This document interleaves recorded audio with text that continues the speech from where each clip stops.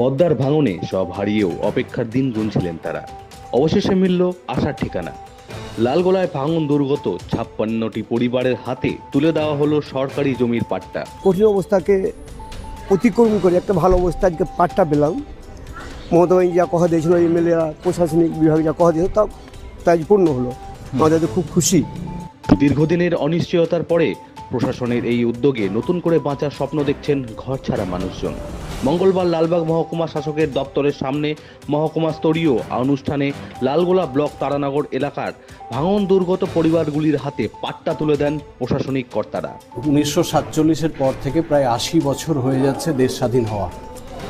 পদ্মা এবং গঙ্গার ভাঙন 100 বছরেরও পুরনো ইতিহাসের বিষয়। হাজার হাজার লাখ লাখ মানুষ এর দ্বারা ক্ষতিগ্রস্ত হয়েছে। লালগোলা ব্লকে 4টে মৌজা পুরো হারিয়ে গেছে পদ্মা ভাঙনের জন্য, কিন্তু এর আগে কোনো দিন কাউকে এই ভাঙনে ক্ষতিগ্রস্ত হওয়ার জন্য পাট্টা দেওয়া হয়নি।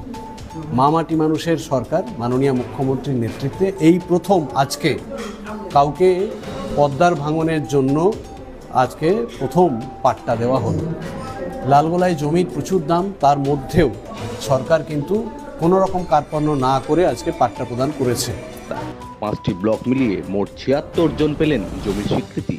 প্রত্যেক পরিবার 2 শতক করে সরকারি জমি পেয়েছেন।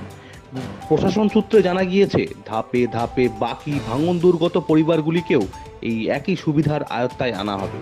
অনুষ্ঠানে উপস্থিত ছিলেন লালবাগ মহকুমা শাসক ডক্টর বনমালী রায়, জঙ্গিপুরের সাংসদ খলিলুর রহমান, লালগোলার বিধায়ক মোহাম্মদ আলী সহ জনপ্রতিনিধি ও প্রশাসনিক আধিকারিকেরা। জমির পাট্টার পাশাপাশি আবাসন ও অন্যান্য সরকারি প্রকল্পের সুবিধা দেওয়ার উদ্যোগও নেওয়া হয়েছে। পদ্মা কেড়ে নিয়েছিল ঘরবাড়ি, জমি জমা। আজ প্রশাসনের হাতে পাওয়া কাগজেই ফিরল মাথা গোঁজার নিশ্চয়তা। ভাঙন দুর্গত পরিবারগুলির মুখে এখন শুধুই স্বস্তির নিঃশ্বাস।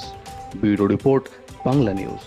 ভালো লাগছে আর কি, কারণ তারা বাড়িঘর ছেড়ে তারা ক্যাম্পে রয়েছে আর কি। সেই সঙ্গে আমাদের রাজ্য সরকার যেভাবে পাশে থেকে যে সমস্ত প্রতিশ্রুতি দিয়েছে তার সবটাই কিন্তু হচ্ছে আর কি। তো শুধু পাট্টা দেওয়াই নয়, তারা যেন ঘর করতে পারে সেই জন্য সেই আবাস খাতে অ্যাকাউন্টে তাদের জন্য অনেক কাউকে চেক দেওয়া হয়েছে, বা বাকিদের জন্য জমি তাদের নির্ধারণ না থাকার ফলে তাদের টাকা কিন্তু রিজার্ভ রাখা আছে।